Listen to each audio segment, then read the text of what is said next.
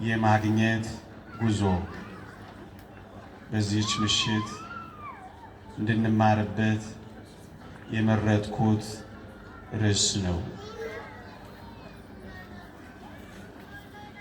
እግዚአብሔርን እንዴት በምን መንገድ ላግኘው የምትል ክርስቲያናዊት ነፍስ እነዚህን መንገዶች ከብዙ በጥቂቱ መጓዝ ያስፈልጋታል። እግዚአብሔር በየትኛው መንገድ ብንጓዝ እናገኘዋለን? እግዚአብሔርን የመፈለግ መንገድ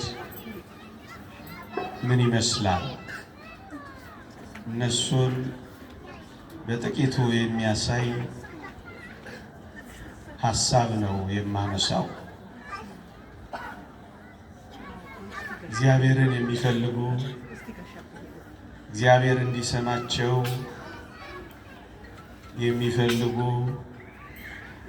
በዚህ ዓለም ካለው ጥፋት ማምለጥ በዚህ ከሚኮነነው ዓለም ጋር እንዳይኮነኑ የሚፈልጉ ሰዎች የመጀመሪያ የሚያደርጉት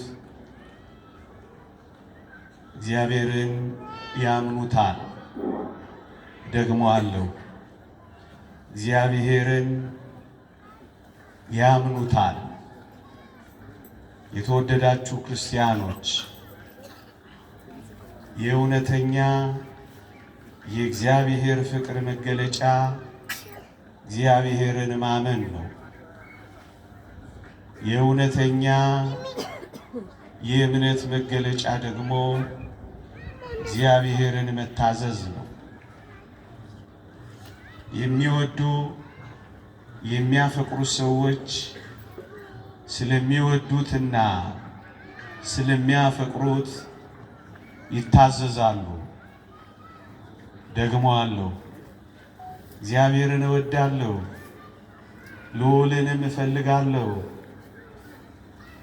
እሱን ማግኘት ዓላማዬ ነው የምትል ነፍስ በእርግጠኝነት እግዚአብሔር የሚላትን ታምናለች። ላላት ነገር ደግሞ ትታዘዛለች።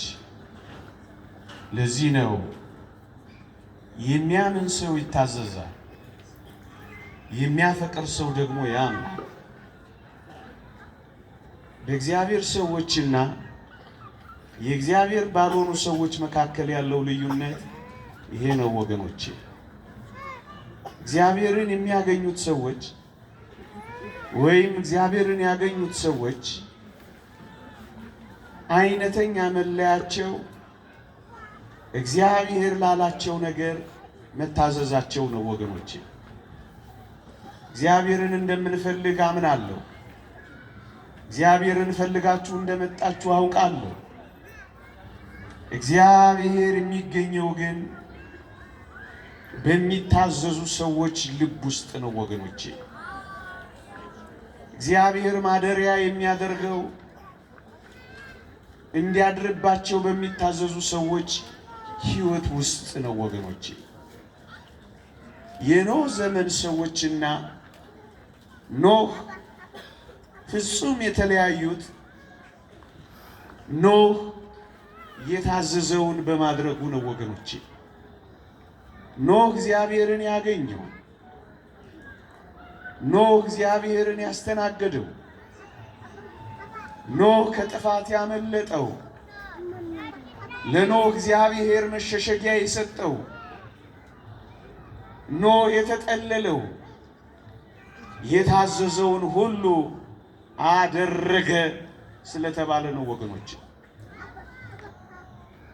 እግዚአብሔር ያላትን የምትሰማ ነፍስ፣ እግዚአብሔር ላላት ነገር የምትታዘዝ ክርስቲያን እግዚአብሔር መጠለያዋ፣ እግዚአብሔር መሸሸጊያዋ፣ እግዚአብሔር መደበቂያዋ፣ እግዚአብሔር መከራ ማምለጫዋ፣ እግዚአብሔር ወጀብ መሻገሪያዋ፣ እግዚአብሔር ከመከራ መዳኛዋ ይሆናል። ወገኖቼ የእግዚአብሔር ቃል እንዲህ ይላል፣ ኖህም የታዘዘውን አደረገ ይላል። ኖህ እግዚአብሔርን በምን አገኘው ካላችሁኝ፣ በመታዘዝ አገኘው። ወገኖቼ እግዚአብሔርን ማግኘት እንፈልጋለን። እንግዲያውስ እግዚአብሔር የሚገኘው የሚነግረንን በማመን ያመነውን ደግሞ በመታዘዝ በማረጋገጥ ነው። ወገኖች እግዚአብሔር የሚገኘው ኖህ የታዘዘውን ሁሉ በማድረጉ ከዚያ ሁሉ ጥፋት ሲድን፣ እግዚአብሔር የነገራቸውን ለማመን የዘገዩት ደግሞ እንዴት ባለ ጥፋት እንደጠፉ ታውቃላችሁ። ሲበሉ ሲጠጡ ሲያገቡና ሲጋቡ ኖሩ እንጂ እግዚአብሔር እንዳላቸው ንስሐ ሲገቡ አልተገኙ። ስለዚህ ከቅጣት ስር ወደቁ። ስለዚህ በጥፋት ውስጥ ቅጣትን አገኙ። እግዚአብሔርን አላገኙትም፣ ቅጣቱን ግን አግኝተዋል። የእግዚአብሔርን ጸጋ አላገኙም፣ የእግዚአብሔርን መከራ ግን አግኝተዋል። ለምን ካላችሁኝ፣ የታዘዙትን ሁሉ አላደረጉ። እነዚህ ሰዎች ብቻ አይደሉም። በሎጥና በሰዶም ሰዎች መካከል ያለው ልዩነት ይሄ ነው ወገኖቼ። የሰዶም ሰዎች ግን አፌዙበት የሚል ቃል ተጽፏል ወገኖቼ። ለእግዚአብሔር ቃል ከመታዘዝ ይልቅ ፌዝን የቀደማቸው ወገኖቼ። ፌዘኞች ሳይቀጡ አይቀሩ። ቅጣትን ሳታመጣ የምታልፍ ኃጢአት የለችም ወገኖቼ። አፌዙበት ነው የሚለው። እግዚአብሔር የተናገረውን ሲነግራቸው ቀለዱበት ወገኖቼ። ፌዘኞች ሳይቀጡ አይቀሩ። ቸልተኞች ሳይቀጡ አይቀሩ። የእግዚአብሔርን ትእዛዛት እንደ ዋዛ ማለፍ የሚፈልጉ የእግዚአብሔርን ልምጭ ሳይቀምሱ አይቀሩ። እዩዋቸው፣ አፌዙበት ነው እኮ የሚለው። ኃጢአት ጥሟቸዋል። እነዚህ ሰዎች መላቀቅ አቅቷቸዋል። የእግዚአብሔርን ትእዛዝ ከመያዝ ይልቅ ኃጢአትን ግጥም አድርገው ይዘዋል። በዚህ ምክንያት ወደ አስደናቂ ቅጣት ቀርበዋል ወገኖቼ። ለምን? ከማመን ከመታዘዝ ይልቅ ፌዝን የቀደማቸው ወገኖቼ። ፌዘኞች ብቻ ነው የሆኑት። ለዚህ ነው ወገኖቼ በዚህ ብርቱ ቅጣት ውስጥ የወደቁት፣ እግዚአብሔርን ያላገኙ። እጅግ የሚደንቋችሁ እነዛ ግራና ቀኛቸውን የማያውቁት የነነዌን ሰዎች ላስታውሳችሁ ወገኖቼ። የነነዌ ሰዎች እንዴት እግዚአብሔርን አገኙት ካላችሁ፣ አንድ አስደናቂ የእግዚአብሔር ቃል ተጽፏል። ትንቢተ ዮናስ ምዕራፍ 3 ቁጥር 5 ላይ የነነዌ ሰዎች እግዚአብሔርን አመኑ ይላል። የተወደዳችሁ ክርስቲያኖች፣ እግዚአብሔርን የማግኘት ጉዞ የሚጀምረው የተናገራቸውን በማመን ነው ወገኖቼ። የነነዌ ሰዎች ግን እግዚአብሔር የነገራቸውን አመኑ። የሚናገረንን ስናምን ነው ጉዞ የምንጀምረው የእግዚአብሔርን ፍለጋ። እግዚአብሔርን በማግኘት የሚጠናቀቅ ጉዞ የሚጀምረው እግዚአብሔር የነገረንን ከማመን ነው። እግዚአብሔር የተናገረው እውነት ነው፣ እግዚአብሔር ያለውን ያደርጋል ከማለት ነው የሚጀምረው።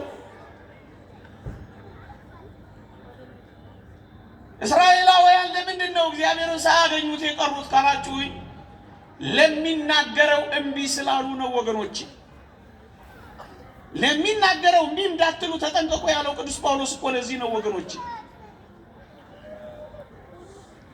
የሰሙት ቃል ከሰሚዎቹ ጋር በእምነት ስላልተዋሃደ አልጠቀማቸውም ይላል።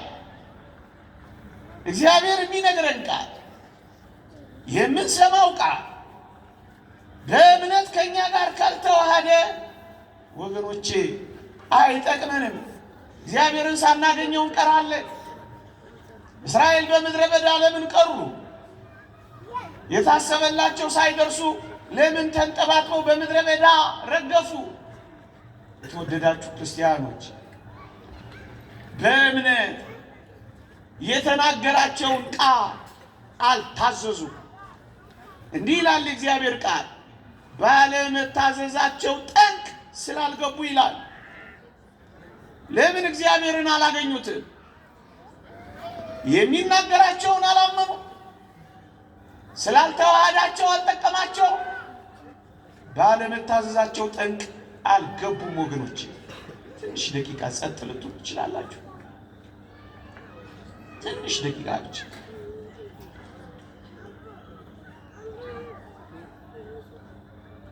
ትንሽ ደቂቃ ብቻ።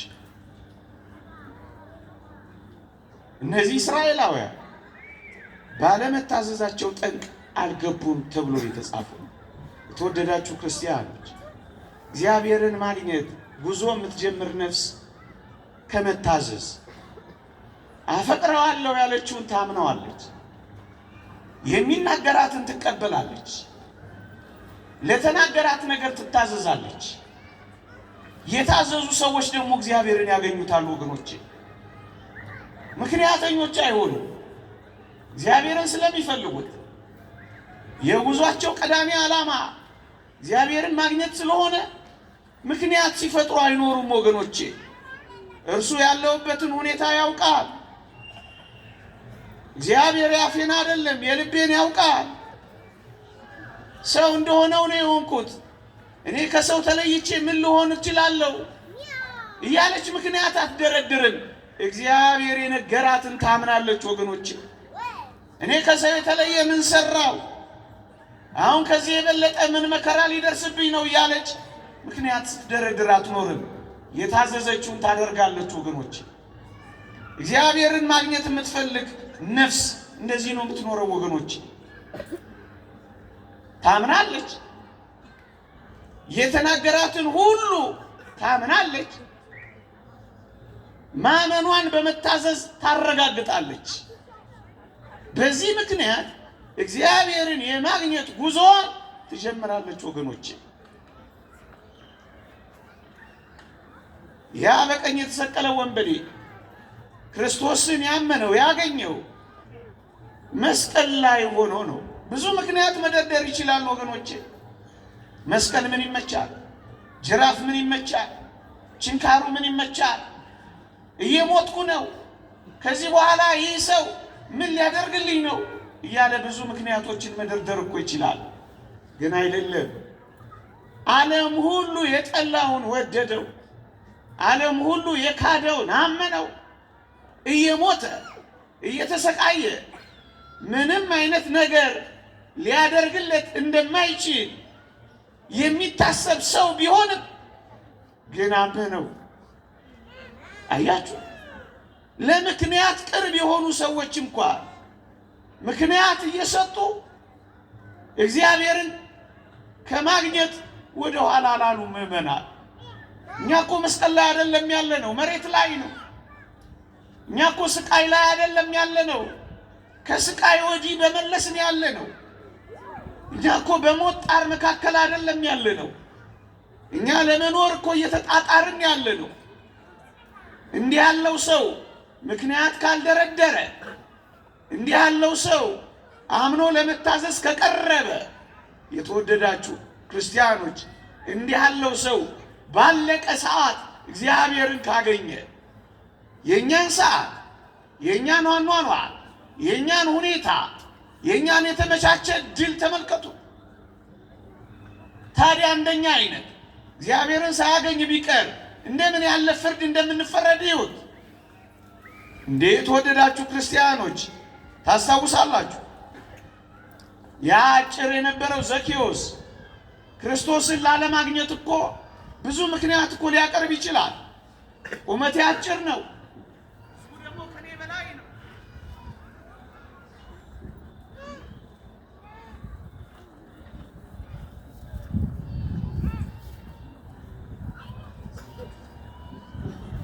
ይሰማል።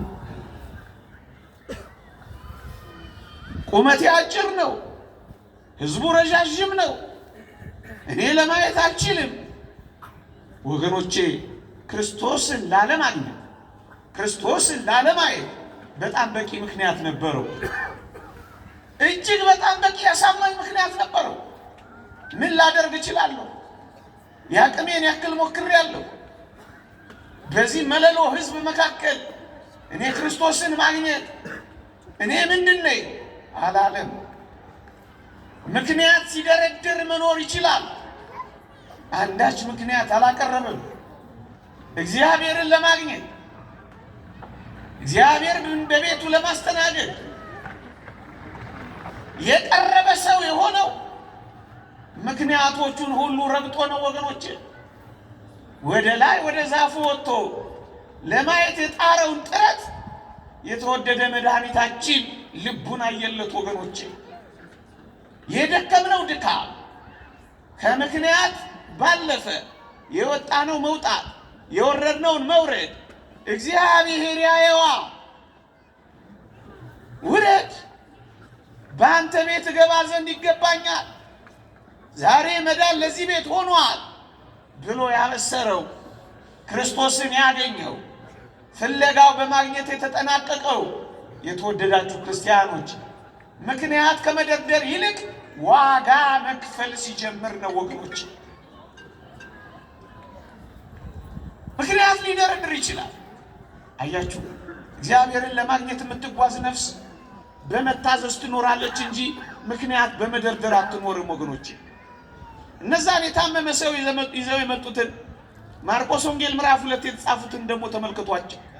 በሩ ተጨናንቋል። ክርስቶስ ቤት ውስጥ ብዙ ሕዝብ አጨናንቆታል። ማለፍ አይቻልም። በቃሬዛ በሽተኛ ይዘው መጥተዋል።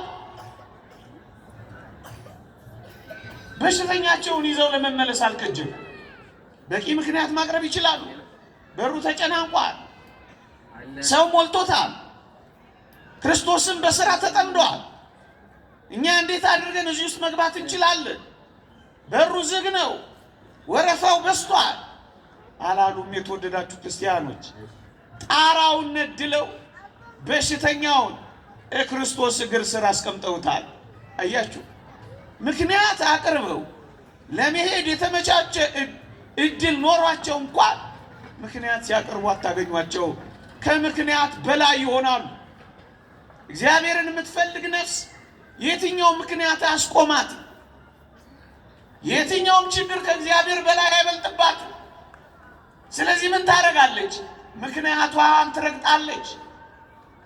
ምክንያቷን ተሻግራ እግዚአብሔርን ፍለጋ ትገሰግሳለች። በሙሉ ተመልከቷቸው፣ እግዚአብሔርን ፍለጋ ነው የገሰገሱት። ምክንያት አንዳች ነገር ሳይዛቸው ክርስቶስን በማግኘት ነው ያጠናቀቁት። እንዴ ቅዱስ ዮሴፍንም ተመልከቱ። ለሀገሩ ባዳ፣ ለሰው እንግዳ ነው። እጅግ ከባድ በሆነ ሕይወት ውስጥ ይኖራል። እኔ ምን አረጋለሁ? እግዚአብሔር ትቶኛል፣ ቃል ኪዳኔንም ረስቶታል። ለሀገሩ ባዳ፣ ለሰው እንግዳ ነኝ። እግዚአብሔር ያለኝን ሁሉ ትቶታል፣ እንደውም ረስቶኛል ቢል ያዋጣው ነበር ወገኖቼ። ግን አላለም። በጣም ይደንቃችሁ፣ እነዚህን ሁሉ ምክንያት ለማቅረብ የቀረበና የተገባ ሰው ይመስላል። ግን እግዚአብሔርን ያገኘው ምክንያቶቹን ሁሉ ትቶ ነው ወገኖቼ። ከምክንያቶቹ በላይ ለተባለው ነገር ታዞ ነው ወገኖቼ። አያችሁ፣ እግዚአብሔርን የምታገኝ ነፍስ ከምክንያቶች በላይ መታዘዟን ታስቀድማለች። ሁሉንም ተመልከቷቸው። እግዚአብሔርን ሳያገኙትስ የሚቀሩ እግዚአብሔር የተናገራቸውን ይፈራሉ። አንዳንድ ቃላት በጉባኤያት እንኳን ሲነገሩ ምን መዓት ይጠሩብናል ባዮች አሉ፣ ፈሪዎች። ፊሊክስ እንደሚባለው ሰው ዘሐዋርያት ሥራ ምዕራፍ 4 ላይ እንደተጻፈው ስለ ጽድቅ ራስንም ስለ መግዛት ቅዱስ ጳውሎስ ሲያስተምረው፣ ፊሊክስ ግን ፈርቶ ይላል አሁን ሂድ በተመቸኝ ጊዜ ልኬ አስጠራሃለሁ አለው ይላል። ሂድ ይላል። የመዳን እድሉን ያሳልፋል። ይፈራል እንጂ አያፍርም። ምክንያት ይደረድራል። ይቀጥራል እንጂ አይወስንም። እድሉን ያመክናል እንጂ አይጠቀምም። አሁን ሂድ ሲመቸኝ ይላል። የተወደዳችሁ ኦርቶዶክሳውያን ስንት ጊዜ ነው የሚመቸን? መቼ ነው የምንችለው? መቼ ነው የተመቸ እድል እኛ እጅ ውስጥ የሚገባው? ስንት እድል አሳልፈናል። ልናገኘው ስንችል ስንት ሂድ ብለን አሳልፈናል። ወደኛ መጥቶ ስንት ጊዜ የማይረባ ቀጠሮ ቀጥረን ሳናገኘው ቀርተናል። ንስሐችንን ቀጥረን፣ ቁርባናችንን ቀጥረን፣ ጽድቃችንን ቀጥረን፣ ራስን መግዛታችንን ቀጥረን ስንት ጊዜ አሻግረነዋል። ስንት ጊዜ እግዚአብሔርን አሳልፈነዋል። እዩት። እድል ወደሱ መጣች። መምህር ወደሱ መጣ። ፈራ። ከማመን ይልቅ ፈራ። ከመታዘዝ ይልቅ ፈራ። እናም አሳለፈው። እድሉን አመከነው። በቀጠሮ አሳለፈው። ፊሊክስም ተመችቶት ንስሐ ገባ የሚል ቃል አታገኙም ወገኖች። ለምን? የነገረውን አላመንም። ላመነው አልታዘዘም። እግዚአብሔርን የሚፈልጉ ሰዎች እንደዚህ ነው የሚሆኑት ወገኖቼ። ካመለጠ የማይመለስ እድል አለ። እንደዚህ አይነት ሰው ወገኖቼ የዛሬ መንፈሳዊነት ነገ ባይገኝስ? ዛሬ መንፈሳዊነት ታግሰን አድምጠናል። ነገ ልባችንን ዝቅ አድርገን የማዳመጥ እድል ብናጣስ? የተወደዳችሁ ክርስቲያኖች ኧረ ይህንንም ተዉት። ነገ ራሱ ባይኖርስ? ዛሬ የሚባል ቀን ተሰጥቶናል። ነገ የሚባል ቀን ግን ወደ እኔና ወደ እናንተ ጭራሽ ባይመጣስ? ነገ ራሱ ለእኔና ለእናንተ የሚሰጠን ባይሆንስ? ለአንዳንዶቻችን የዲያብሎስ ፈተና ከዛሬ ይልቅ ነገ የባሰ ቢበረታስ? መከራ ቢያጸናብንስ? እንዴ የተወደዳችሁ ክርስቲያኖች ሰይጣን በጣም ጨካኝ ነው። ይሁዳ እንኳን ሲጸጸት ክርስቶስን እንዳያገኘው፣ ክርስቶስን እንዳይፈልገው ታንቆ እንዲሞት እኮ ነው ያመቻቸው። ምክንያቱም በሕይወት ከኖረ ኢየሱስ ክርስቶስ ፍቅር ነው። ይሁዳንም እንኳን ሳይቀር ሊምረው እንደሚችል ይጠረጥራል ሰይጣን። ስለዚህ በሕይወት ከኖረ ይድንበታል። እንዳይድንበትስ መታነቂያውን አሳይቶታል። ነገ ሰይጣን የበለጠ ቢጨክንብንስ? የበለጠ መከራ ቢያጸናብንስ? አምነነዋል። እግዚአብሔርን የምትፈልግ ነፍስ የተወደዳችሁ ክርስቲያኖች የተነገራትን ታምናለች፣ ለታመነችው ትታዘዛለች። ያን ጊዜ እግዚአብሔርን ማግኘት ጉዞ ትጀምራለች። የነነዌ ሰዎችም እግዚአብሔርን አመኑ ካለ በኋላ መጨረሻ ላይ ታገኛላችሁ ከእግዚአብሔር ጋር ተገናኙ። ሊያመጣባቸው ካለው ክፋት ራራና ተመለሰ። እና የተወደዳችሁ ክርስቲያኖች እግዚአብሔርን ማግኘት ከፈለገ እግዚአብሔር የነገረንን እንመን። ምን ለምሳሌ ንስሐ ባትገቡ ሁላችሁ እንደዚሁ ትጠፋላችሁ ብሎናል። ይሄንን እናምናለን። ንስሐ ለመግባታችን ጥፋትን እንደሚያመጣብን ሲነግረን ተቀብለነዋል። ታዲያ ለምን መጥፋት እንፈልጋለን? ንስሐ በመግባት እግዚአብሔርን ማግኘት እየቻል ለንስሐ በመዘግየት እንዴት ለጥፋት የተቀባበልን እንሆናለን? ይሄንን ቃል አምነነዋል። ንስሐ ባትገቡ ሁላችሁ እንደዚህ ትጠፋላችሁ የሚለው እውነት ነፍሳችን ገብቷታል። ቢገባን እንታዘዝባታለን፣ ለመታዘዝ እንቀርባለን ወገኖቼ። ይሄን ብቻ አይደለም፣ ምሳር በዛፎቹ ስር ተቀምጧል፣ ፍሬ የማያፈራ ዛፍ ሁሉ ይቆረጣል ክርስቶስ ነግሮናል። ታዲያ ይሄንን እንቀበላለን። የእግዚአብሔር ቃል አስተምሮናል። የመጥረቢያ ስለት ላይ የመጥረቢያ ጫፍ ላይ ፍሬ ባለማፍራታችን ለመቆረጥ እየቀረብን እንደሆነ የነገረንን አምነና ብናምነው እኮ ልንቆረጥ ስለማንፈልግ ንስሐ ወደ መግባት እንቀርባለን። የመታዘዝን ፍሬ እናፈራለን። ይሄ ብቻ አይደለም የተወደዳችሁ ክርስቲያኖች፣ ጌታችሁ በምን ሰዓት እንደሚመጣ አታውቁምና ተዘጋጅታችሁ ኑሩ የሚለውን ቃልስ አምነናል? ወገኖቼ እንዳመነ ሰው የምንመላለስ አይመስልም። ምክንያቱም ብዙዎቻችን ለነዚህ ቃላት እየታዘዝን አይደለም። ጌታችን በምን ሰዓት እንደሚመጣ ስለማናውቅ ብዙዎቻችን ንስሐ ለመግባት አልቀረብንም። አንዳንዶቻችን ጭልጥ ባለ ፌሽታ ውስጥ እንኖራለን። አንዳንዶቻችን ጭራሽ ንስሐ አባት የለንም። ለምን? የምናመልከው ይመስለናል። እግዚአብሔርን ከበነዋል። ለሚናገረን ነገር ግን እምቢ ብለናል። ለዚህ ነው ለሚናገረው እምቢ እንዳትሉ ተጠንቀቁ ያለው ቅዱስ ጳውሎስ። በዚህ ዘመን እምቢታችንን ጀርባ በመስጠት አይደለም እየገለጥን ያለነው። አንዳንዶቻችን አጠገቡ ሆነን እምቢ ብለናል። አሁን እየሰማችሁት እንኳን ይሄን ቃል ብዙዎቻችን እምቢ ብለናል። ብዙዎቻችን እንደ አንድ ቀን ጉባኤ፣ እንደ አንድ ቀን የሆነ የ3 ቀን የ4 ቀን ጉባኤ እንደ አንድ ቀን ዘምረን አጨብጭበን እንድንሄድ እንጂ እግዚአብሔር እየተናገረኝ ነው፣ እግዚአብሔር የተናገረኝን ልታዘዘው ይገባል፣ ነገ እኖረዋለሁ የምትል ነፍስ እግዚአብሔርን ታገኘዋለች። እግዚአብሔርን አግኝተነው ነው ወይ ምን ሄደው? በቃ እሱ ነው ጉዳዩ። የተወደዳችሁ ክርስቲያኖች ይሄ ከምን ይጀምራል? ከማመን። እግዚአብሔርን ያመኑ ሰዎች የሚነግራቸውን ይደነግጣሉ፣ ድንጉጦች ይሆናሉ። እንደ ነነዌ ሰዎች ይደነግጣሉ። እግዚአብሔር የተናገረኝ ይሄን ነው፣ በቃ አምነዋለሁ፣ ታዘዘዋለሁ ብለው መታዘዝ ይጀምራሉ። እግዚአብሔርን የሚፈልጉ ሰዎች ጉዞ ከማመንና ከመታዘዝ ይጀምራል። አንድ ሁለተኛ፣ እግዚአብሔርን ማግኘት የሚፈልጉ ሰዎች የጉዟቸው ሁለተኛው ደረጃ ወይም ሁለተኛው ነጥብ ምን ይመስላችኋል? ያምኑታል፣ ይታዘዙታል።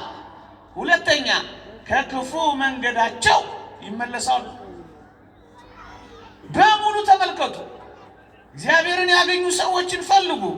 ወደ እግዚአብሔር ጉዞ የሚጀምሩ የተወደዳችሁ ክርስቲያኖች የሚያስከትሉት ነጥብ እግዚአብሔር የሚጠላባቸውን ይጠላሉ። እግዚአብሔር ተዉ ሲላቸው ይተዋሉ። እግዚአብሔር አቁሙ ሲላቸው ያቆማሉ።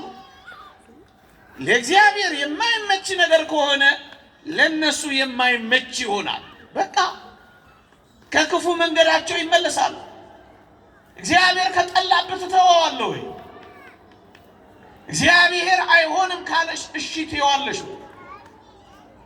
እግዚአብሔርን ደስ የማያሰኘው ነገር ደስ የማያሰኝ መሆን ይጀምራል። እሱ ሆነ ነው እግዚአብሔር ጋር የምትገናኘው። እግዚአብሔርንም ሸይጣንንም በአንድ ልብ ውስጥ ማስተናገድ አይቻልም። እግዚአብሔርም ሸይጣንም በልባችን ላይ ዙፋን አድርገው መንገስ አይችልም። ማቻቻል አይቻልም። ማመቻመቻ አይቻልም። ያለን ጉዳይ ምርጫ ብቻ ነው። ምርጫው ደግሞ ክፉ ወይም ደግ የመሆን ምርጫ ነው። እግዚአብሔርን ማግኘት የሚፈልጉ ሰዎች ከክፉ መንገዳቸው ይመለሳሉ። የነነዌ ሰዎችን ተመልከቷቸው። እግዚአብሔርን አመኑ አይደል?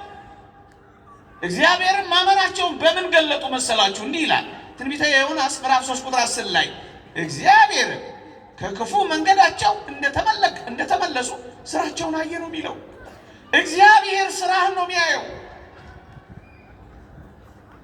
ከክፉ መንገዳችን መመለሳችን ነው ሁለተኛው ነጥብ ያደረጉት። እግዚአብሔርን ሲፈልጉት፣ እግዚአብሔርን ማግኘት ሲፈልጉ፣ ከእግዚአብሔር ጋር መኖር ሲቆርጡ የቆረጡት እግዚአብሔር የማይወድላቸውን ነገር ነው የቆረጡት። እግዚአብሔርን እንፈልጋለን አለ። እግዚአብሔር የማይወደውን ነገር ቁረጠው።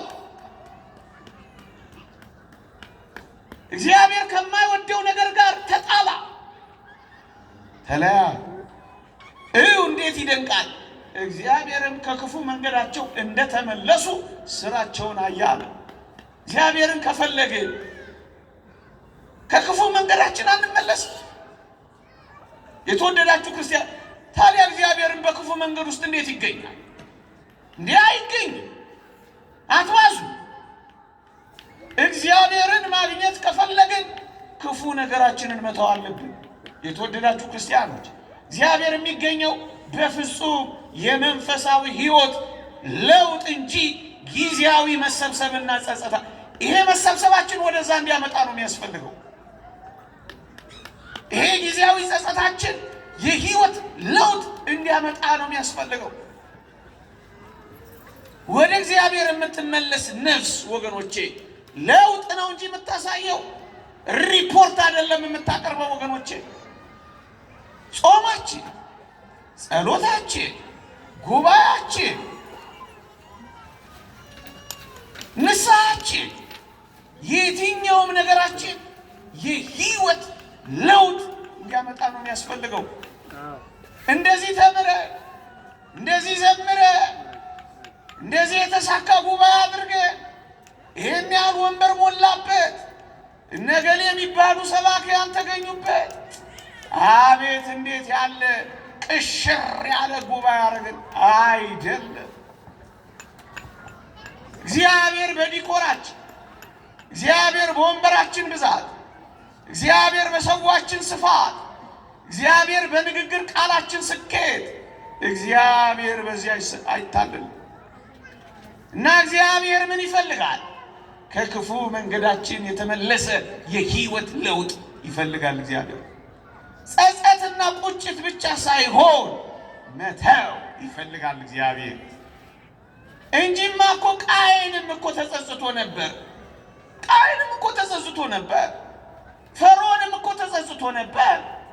ይሁዳም እኮ ተጸጽቶ ነበር። ግን ከክፉ መንገዳቸው መመለስ ግን አልፈለጉም። አጓጉል ጸጸት ይላል። ጸጸት ሊከተለው የሚገባ የህይወት ለውጥ፣ መጨከን፣ በኃጢአት ላይ መጨከን፣ በክፋት ላይ መጨከን፣ ክፉ ስራ ጭርስ አድርጎ መተው፣ ወደ እውነተኛ የጽድቅ ህይወት መመለስ። ምን ማለት ነው ይሄ ለውጥ? ከቀማ ስጥ። እስከ ዛሬ ቀምተህ ኖረሃል፣ አሁን ስጣ። ለውጥ ማለት ይሄ ነው። ስትሰድብ ከኖርክ መርቃ። ለውጥ ማለት ይሄ ነው። በዝሙት ከኖርክ አንድ ሚስት አግብተህ በንጽህና ኑራ። ለውጥ ማለት ይሄ ነው። በጣም በድሎትና በምቾት ከኖርክ በጾም ህይወት ታጠቃ። ለውጥ ማለት ይሄ ነው። የተወደዳችሁ ክርስቲያኖች እሾህን መንቀል ብቻ አይደለም፣ እሾህ በተነቀለበት ቦታ ዘይት ማፍሰስ፣ መድኃኒት ማድረግ ይገባል። ፍሬ ማፍራት ማለት ነው። በጎ መስራት ማለት ነው። ከክፉ መንገዳቸው ተመለሱ። እግዚአብሔርን ማግኘት እንፈልጋለን። ሌላ ብዙ ስብከት መሰበክ አያስፈልግም ወገኖቼ። እግዚአብሔርን የምታምን ነፍስ ታፈቅረዋለች። የምታፈቅረው ነፍስ ታምነዋለች። የምታምነው ነፍስ ትታዘዘዋለች። የምትታዘዘዋ ነፍስ እምቢ አትለው። እምቢ ያላለችው ነፍስ ክፉን ነገር ትተዋለች። የሚጠላባት ታሽቀነጥራለች። አዲስ ማንነት፣ የመታዘዝ ማንነት ትይዛለች። ሰካራም ከሆነ ስካሩን ይተዋል፣ ከሱሱ ይወጣል። እግዚአብሔር ደስ የማያሰኘውን ነገር ይረግጣል። ይሄ ነው መንገዱ። እንዲህ ይላል እግዚአብሔር ቃል፣ አሁንም መንገዳችሁንና ስራችሁን አሳምሩ፣ የአምላካችሁንም የእግዚአብሔርን ቃል ስሙ። እግዚአብሔር የተናገረባችሁን ክፉ ነገር ይተዋል። መንገዱንና ስራውን የሚያሳምረው እግዚአብሔር መንገዱንና ስራውን ያሳምርለታል። እግዚአብሔርን እሺ የሚለው እግዚአብሔር እሺ ይለዋል። እግዚአብሔርን የሚታዘዘው እግዚአብሔርም ይታዘዘዋል። እግዚአብሔርን የምታደምጥ ነፍስ እግዚአብሔርም ያደምጣታል። እግዚአብሔር የሚለው ይህንን ነው። መንገዳችሁንና ስራችሁን አሳምሩ፣ የአምላካችሁን የእግዚአብሔርን ቃል ስሙ። እግዚአብሔርም የተናገረውን ክፉ ነገር ይተውባት። አጠፋለሁ ካለ ጥፋትን ያጠፋልሃል። ትሞታለህ ካለ በሕይወት ይቀይርልሃል። እድሜህ ያጥራል ካለ ያስረዝምልሃል። ብቻ ክፉ መንገድህን ተው፣ ተመለስ። ገና ነኝ አትበል። አሁን ለየትኛው ገና ነው የምታሸጋግር? አሁን ቀጠሮ ሳትቀጥር በዚች ምሽት ክፉ ስራህን ተውልህ። የተወደደ ሰዓት አሁን ነው። የመዳንም ቀን ዛሬ ነው። እነሆ በተወደደ ሰዓት ሰምቻለሁ፣ በማዳኔም ቀን ረድቻለሁ ይላል። ለክርስቲያን ነገ የለው። የክርስቲያን ነገ አሁን ነው። አሁን ክፉ ስራ አንተው ያኔ እግዚአብሔርን ታገኘዋል። ያኔ ጸሎት ይሰማል። ያኔ ክፉ ካንተ ይርቃል። ያኔ እግዚአብሔር ካንተ ጋር ስለሆነ ሰይጣን ቦታ የለውም ባንተ መካከል። ያኔ አሸናፊ ትሆናለህ። ተራራው ባንተ ፊት ተራራ አይሆንም። ባህሩን ባንተ ፊት ማዕበል አይሆንም። ምክንያቱም እግዚአብሔርን ታገኘዋለህ። ይህ ምን እሱ ገና ነኝ ነው። አሁን ከክፉ መንገዳቸው የሚመለሱ ሰዎች የአካባቢ ተጽዕኗቸውን ያሸንፋሉ። ምንም የአካባቢ ተጽዕኖ ያሸንፋቸው። ከሰካራሞች ጋር ይኑር፣ ከጫት ቃሚዎች ጋር ይኑር፣ ከዘማውያን ጋር ይኑሩ፣ የዛ አካባቢ ተጽዕኖ አያሸንፋቸውም። እነሱ አሸናፊዎች ይሆናሉ። ዳዊትን አታስታውሱትም? ጋሻ ጃግሬዎቹ ሳኦልን እዛ ምድረ በዳ ሸለቆ ውስጥ ባገኙት ጊዜ ዳዊትን ምን አሉት መሰላችሁ? ግደለው፣ እያሳደደህ እኮ ነው። እግዚአብሔር እጅ ላይ ጥሎታል። ገድለህ ጣለው፣ እግዚአብሔር ርቆታል። ክፉ መንፈስ ያሰቃየዋል። ደግሞ ጠላትህ ነው፣ እያሳደደህ ነው የተገናኘው። ግደለው፣ ግደለው እያሉ ወተወቱት ዳዊትን። አገልጋዮቹ ጋሻ ጃግሬዎቹ ዳዊት የጋሻ ጃግሬዎቹ ውትወታ እግዚአብሔርን ከተከለው ልብ ውስጥ አልነቀለው። በየዋህነት በልብ ውስጥ የተተከለው አንድ እግዚአብሔር ቃል የእነዚህን ሰዎች ውትወታ አሸንፎታል። ስረቅ የሚልህን የምታሸንፈው እግዚአብሔር በልብ ውስጥ ያደረ እንደሆነ ነው። በወትዋቾች መካከል በኃጢአት እንድትወድቅ፣ በዝሙት እንድትወድቅ፣ ደስ በማያሰኙ ሕይወቶች ውስጥ እንድትመላለስ በምትወተውት ዓለም መካከል አሸናፊ ሆነ የምትወጣው አሸናፊውን እግዚአብሔርን በልቤ የከተምክ እንደሆነ ነው። ዳዊት ምን እንዳለው ታውቃለህ? እግዚአብሔር በቀባው ላይ እጄን አላነሳም ነው ያለው። አንዲት ቃል አንብቧል። እግዚአብሔር በቀባው ላይ እጄን አትንሳ የሚለው ቃል በልቡ ታትሟል። ለዚህ ቃል ይታዘዛል። ለወትዋቾች አትታዘዝ። ብልጭ ድርግም ለሚለው ለዚህ የመጠጥ ቤት ጫጫታ አትታዘዝ። ለእግዚአብሔር ቃል ታዘዝ። አትስከር ላለ ቃል ታዘዝ። ንጹሕ ሁኚ ለሚልሽ ቃል ታዘዥ። የዓለምና የአካባቢ ውትወታ ተጽዕኖ ስር እንዳትንበረከክ እግዚአብሔርን በልብ አትመው። የእግዚአብሔርን ቃል አትመው። የእግዚአብሔርን ቃል በልብ ያዘው። የእግዚአብሔርን ቃል በአንደበት ተናገረው። የእግዚአብሔርን ቃል መመሪያ አድርገው። የእግዚአብሔርን ቃል በፊት አስቀምጥ። እግዚአብሔር እንዲህ ይለኛል በለው። ያን ጊዜ አካባቢንም ተጽዕኖ ታሸንፋለህ። ራስህንም ከሌሎች ጋር አታነጻጽርም። ከክፉ መንገድ ልትመለስ ስትፈልግ ነገሌ መች ተመለሱ፣ ነገሌ ሳይመለሱ ይሄ ነገር ሁሉ ሆኖላቸው እያልክ ከሌላ ሰው ጋር አታነጻጽር። ብቻህን ራስህን እይ፣ አታነጻጽር። እነገሌን እግዚአብሔር የማይበትን መንገድ አንተ አታውቅም። ቶ እሱን ለእግዚአብሔር። አንተ ግን ራስህን ነፃ አውጣ። እነገሌ እንዲህ እየሆኑ መች ተቀጡ፣ እነገሌ እንዲህ እየሆኑ ይኸው ከብራ የለም፣ እኔ ብቻዬን ምን ቤት ነኝ አትበል። ራስህንም ከሌሎች ጋር አታነጻጽር። ክፉ መንገድ ዝም ብለህ ቶ ወገኖቼ፣ ራስህንም አታዝንቅ። እግዚአብሔርን የሚያገኙ ሰዎች እነማን እንደሆኑ ታውቃላችሁ? በደለኞችና ኃጢአተኞች፣ ክፋታቸውን የሚያውቁ፣ በደላቸውን የሚያውቁ፣ ነውራቸውን የሚያውቁ፣ በእግዚአብሔር ላይ ማመጻቸውን የሚያውቁ ሰዎች እግዚአብሔርን ያገኙታል። ምንም እንዳልበደሉ የሚመላለሱ ሰዎች ግን እግዚአብሔርን ያገኙት። ያቺን ማርያም ባለሽርቷን አታውቋት?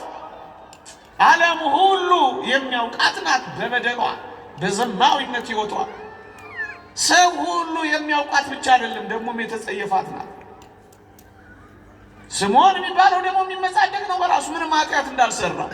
የተወደዳችሁ ክርስቲያኖች በእንባዋ እግሩን እስክታብሰው መዋቢያ ሽቶዋን በእግሮቹ ስር እስክታፈሰው ድረስ ክርስቶስን ፈልገዋለች። ራሷን አላመጻደቀች። ምን በደለኛ ነኝ እኔ ነገሌ ያሉ አይደል እንዴ ያለች አልተኮፈሰች። በደሏን ብቻ ታውቃለች። ድካማችንን ብቻ እንወቀው። የአባት እንዳለው እግዚአብሔር ሆይ ያንተን ልዕልና ያንተን ታላቅነት ግለጽልኝ፣ የኔን ድካም ደግሞ አሳውቀኝ እንዳለው ድካሟን የምታውቅ ነፍስ በእግዚአብሔር ፊት ትፈሳለች፣ እግዚአብሔርን ታገኛለች። ከማንም ጋር አትመጻደቅ። ምንም እንዳልሰራች ራሷን አትቆርጥ። ይልቁንም በልዑል እግዚአብሔር ፊት ጽድቅ እንኳን ቢኖራት ጽድቋ በእግዚአብሔር ፊት በቸርነቱ የሚቆጠርላት እንደሆነ ታምናለች። ኃጢአትን እንደ ውሃ የምትጠጣ ምስኪን እንደሆነች ትረዳለች። ስለዚህ ከክፉ መንገዷ ትመለሳለች፣ እግዚአብሔርን ትፈልጋለች። ወገኖች በልቤ በደል ቢኖር ኖሮ እግዚአብሔር አይሰማኝም ነበር እንደተባለው ወገኖች፣ ከልቧ በደልን የምታርቅ ነፍስ እግዚአብሔርን ታገኘዋለች፣ ይሰማታል። ደግሞ አለው በልቤ በደል ቢኖር ኖሮ እግዚአብሔር አይሰማኝም ነበር ይላል ነብዩ ዳዊት። እግዚአብሔር እንዲሰማን እንፈልጋለን፣ በደልን ደግሞ እየተከታተል እንፈጽማለን። ታዲያ እግዚአብሔር አልሰማኝም ተብሎ ይኮነናል? እግዚአብሔር እንዲሰማን አይደል እዚህ ምን መጣው? ናስ ከበደል ጋር እግዚአብሔር ምን ጉዳይ አለው? ከክፉ መንገድ ጋር እግዚአብሔር ምን መንገድ አለው? ሁለተኛ የተወደዳችሁ ክርስቲያኖች፣ እግዚአብሔርን ማግኘት የምትፈልግ ነፍስ ሁለተኛ የምታደርገው ከክፉ መንገዷ ትመለሳለች። እርግጠኛ ነኝ ብጠይቅ ትመልሱልኛላችሁ። መጠየቅ ግን አልፈልግም። እግዚአብሔርን ማግኘት እንደምንፈልግ ሁላችንም እናውቃለን። ከክፋት ግን መላቀቅ አንፈልግም። ታዲያ እግዚአብሔር እንዴት እናገኘዋለን?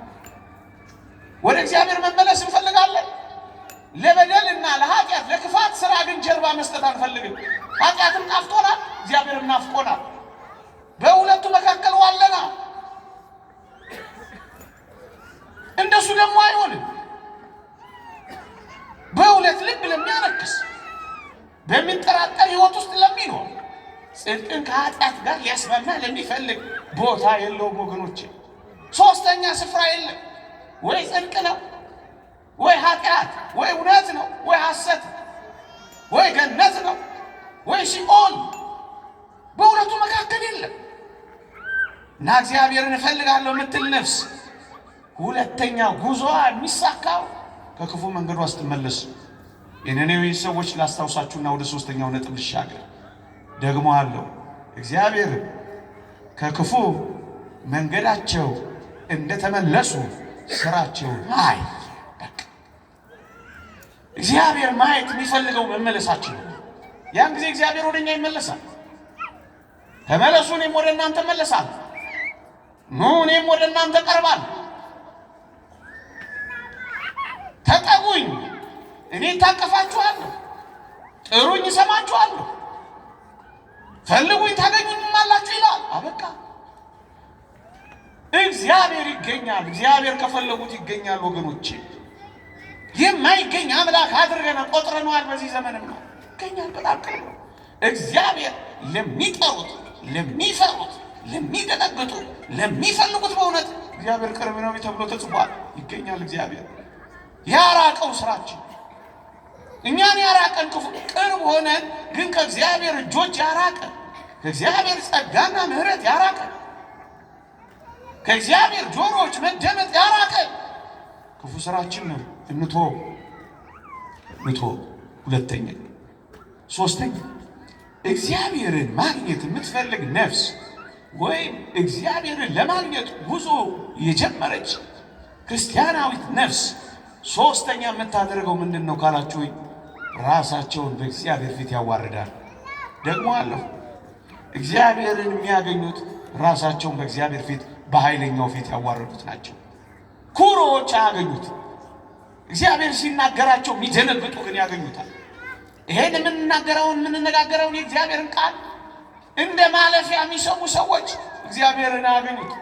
ሲናገራቸው ግን ልባቸው የሚደነግጥ ሰዎች እግዚአብሔርን ያገኙታል። እግዚአብሔር ትዕቢተኞችን አይደለም ትሑታንን ያገኛል። እግዚአብሔር ቸልተኞችን አይደለም፣ እግዚአብሔር ንቆችን ያገኛል። እግዚአብሔር የሚያገኙት እነዚህ ናቸው። እግዚአብሔር የሚያገኛቸው እነዚህ ሰዎች ናቸው። አሁንም ወደ ነነዌ ሰዎች ልመለስ። የነነዌ ሰዎች እግዚአብሔር ጋር እንዴት ተገናኙ ካላችሁ፣ እግዚአብሔርን እንዴት አገኙት ካላችሁ፣ ሶስት ነገር ተጠቅሷል። ማቅ ለበሱ፣ ከዙፋናቸው ተነሱ፣ አመድ ላይ ራሳቸውን ነሰነሱ። ምን ማለት? ራሳቸውን በኃይለኛው በእግዚአብሔር ፊት አዋረዱ። የእግዚአብሔር ቃል የሚለው ይሄ ነው። ትምክህተኞች እግዚአብሔርን አያገኙት። በገንዘባቸው፣ በስልጣናቸው፣ በአቅማቸው፣ በውበታቸው፣ በተናጋሪነታቸው በተደማጭነታቸው እግዚአብሔር በሰጣቸው ጸጋ እግዚአብሔር ላይ ሳይቀር የሚኮሩ እግዚአብሔርን ያገኙት ማቅ ለለበሱት የነነዌ ሰዎች ሐር አልብሶ ይጨርስላቸዋል። መሬት ላይ የተቀመጡትን ደንግጠው ራሳቸውን መሬት ላይ የጣሉትን ወደ ዙፋናቸው ያወጣቸዋል። እግዚአብሔርን ማግኘት ማለት ይሄ አመድ የነሰነሱትን በጸጋው ያስውባቸዋል። እግዚአብሔርን ያገኛል ይሏል። ይሄ እንዲህ ይላል እግዚአብሔር። የተወደዳችሁ ክርስቲያኖች እጅግ ልዩ የሆነ የእግዚአብሔርን ቃል አንብብላችሁ እንዲህ ይላል ትንቢተ ኢሳይያስ ምዕራፍ 66 ቁጥር 2 እግዚአብሔርም እንዲህ ይላል ወደዚህ ወደ ትሁት መንፈሱም ወደ ተሰበረ በቃሌም ወደሚንቀጠቀጥ ሰው እመለከታለሁ ይላል። የእግዚአብሔር ዓይኖች ማንን ይመለከታሉ ካላችሁ ወደ ትሁት ሰው መንፈሱም ወደ ተሰበረ ሰው። እግዚአብሔር ሲናገረው ወደሚንቀጠቀጥ ሰው ልታዘዝ ለሚል ሰው እንደሱ ነው እግዚአብሔር የሚያየው። አሁን እግዚአብሔር ሲናገረን ትደነግጣላችሁ። እግዚአብሔርን ስታስቡት ትሰበራላችሁ። እግዚአብሔርን የምታገኘው እንደዚህች አይነት ነፍስ ናት። ምን አይነት ትሁት፣ ምን አይነት ሰባራ፣ ምን አይነት አንካሳ ድካሟን የምታውቅ፣ ምን አይነት የምትደነግጥ፣ ምን አይነት የምትንቀጠቀጥ፣ እግዚአብሔር ሲናገራት በፊቱ የምትቀልጥ፣ እግዚአብሔር ፊት ስትቆም በእሳት ነበልባሎች መካከል እንደቆመች የምታስብ ነፍስ። ወደዚህ ወደ ትሁት መንፈሱም ወደሚቀጠቀጥ በቃሌም ወደሚንቀጠቀጥ መንፈሱም ወደ ተሰበረ ሰው እመለከታለሁ ይላል። እግዚአብሔር የሚያገኛቸው እግዚአብሔርን የሚያገኙት ሰዎች ራሳቸውን በእግዚአብሔር ፊት የሚያዋርዱ ናቸው። እግዚአብሔርን ማግኘት ከፈለጋችሁ በኃይለኛው በእግዚአብሔር ፊት በትህትና በመንቀጥቀጥ በመፍራት በመደንገጥ በትህትና ራሳችንን እናዋርዳ። እግዚአብሔር በኃይለኞች ላይ ተጨምሮ ኃይለኛ ሆኖ አያውቅም።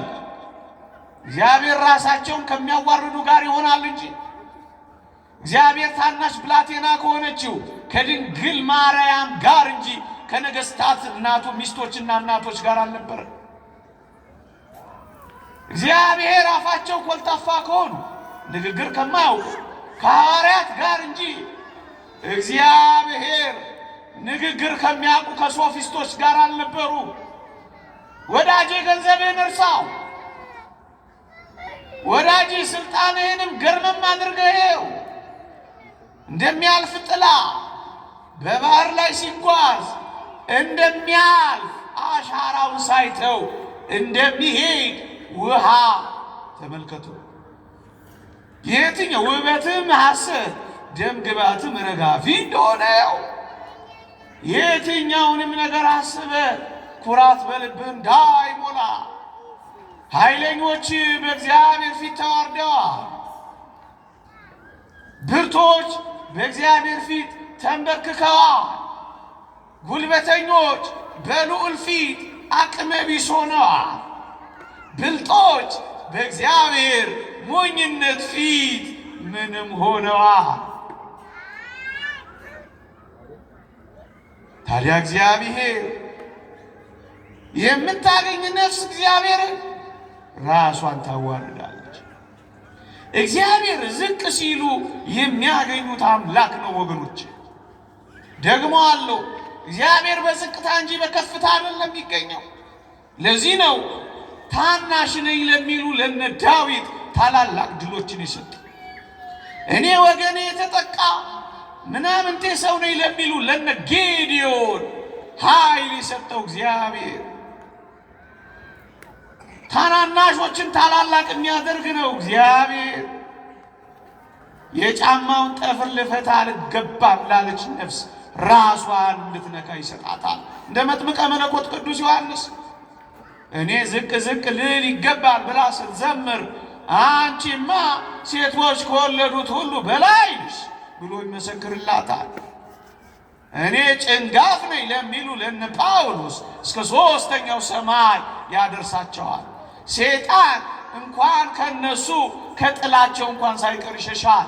ከልብሳቸው ቁራጭ እንኳን አይደርስም። እግዚአብሔር ያከብራቸዋል። መሬት የሚያዩትን እግዚአብሔር ልባቸውን ያየዋል። ያን ቀራጭ አታስታውሱትም? ቀና ሊል አልደፈረም። መሬት እያየ ጌታዬ ሆይ እኔን ኃጢአተኛውን ማረኝ እያለ ያለቅሳል።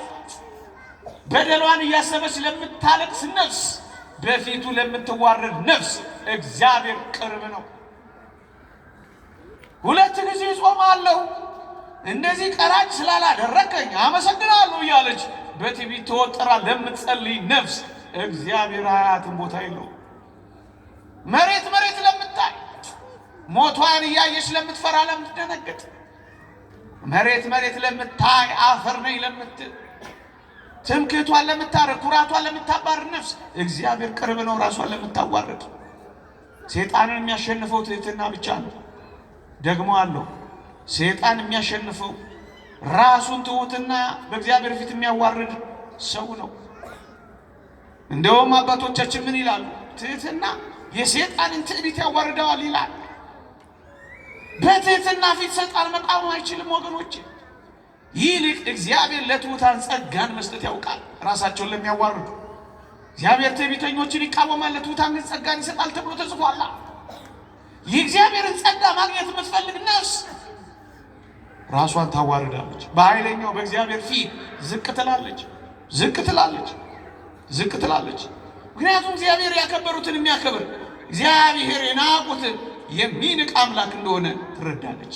እግዚአብሔር የምትፈልግ ነፍስ እንዴት አድርጋ ራሷን ታዋርዳለች? 1-2 ነገር ነግሬያችሁ አበቃለሁ። 3ኛውን ነው የምነግራችሁ። ሰዓት ስለሄደብኝ ሌላውን ተዋለሁ።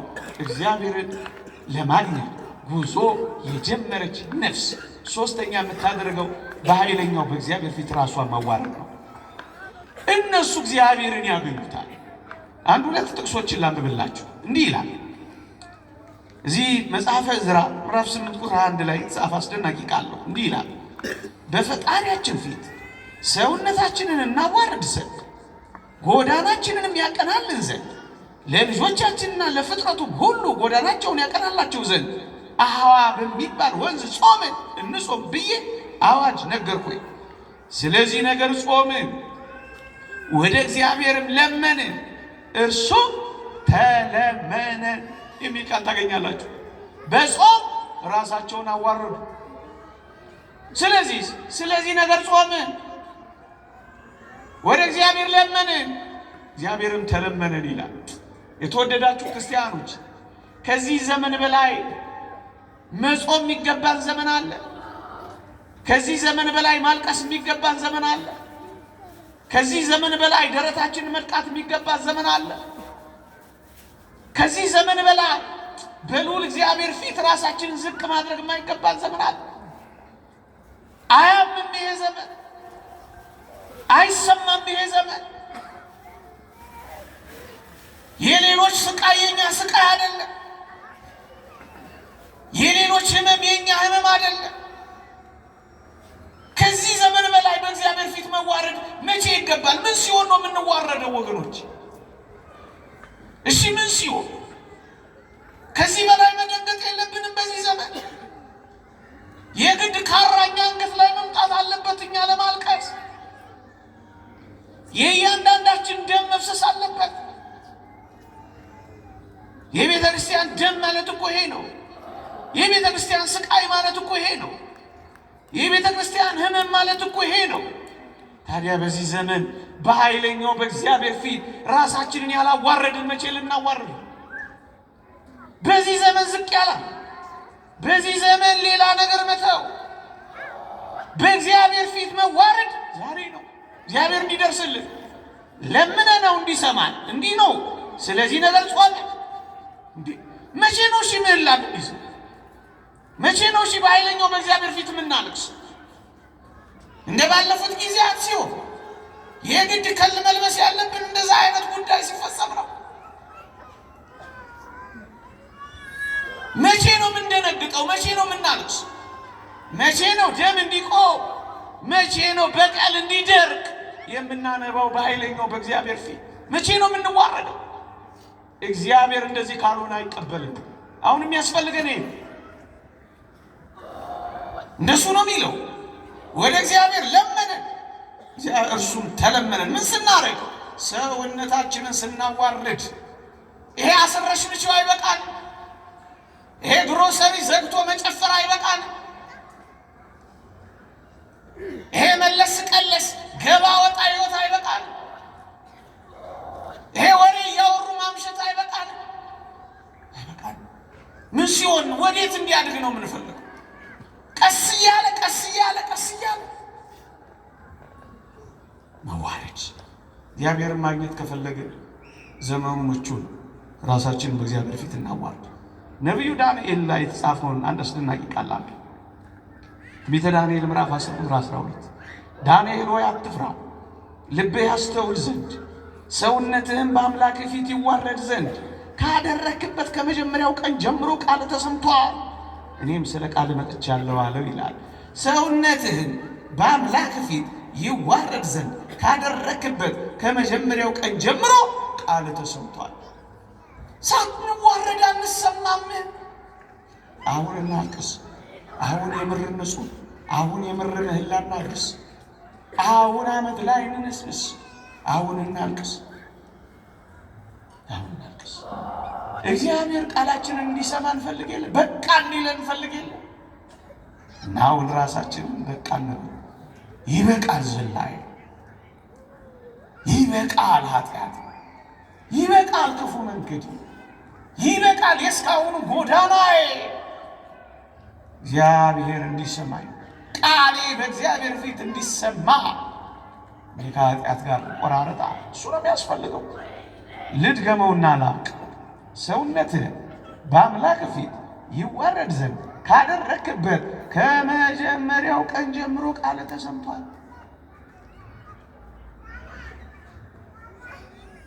እግዚአብሔርን የምታገኘው እሱ ነው። እኔም ስለ ቃል መጥቻለሁ ይለዋል። እግዚአብሔርን መልአኩን ላከለታል።